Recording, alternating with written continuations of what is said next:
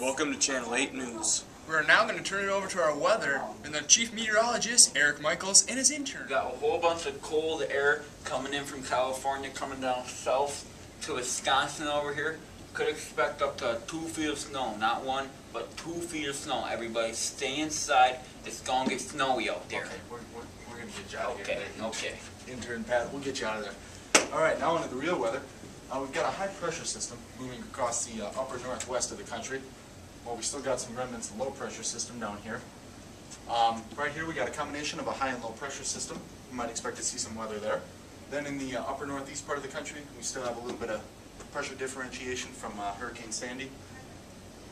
The outlook for Saturday, we got some high pressure up here in the upper northwest again with low pressure in the lower southwest. We've got a little combination of high and low pressure in the midwest of the country. You might expect to see some weather there as well as here in the southeast parts of the country.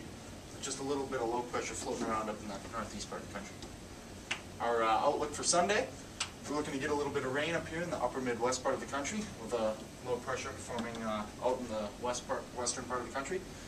Most of the high pressure here is going to remain stagnant over the weekend with low pressure covering most of the eastern part of the country. Now we move on to the local weather. For our local weather, Friday we reached a high of 41 degrees. We're expecting to get down to about 24 tonight during the later evening hours.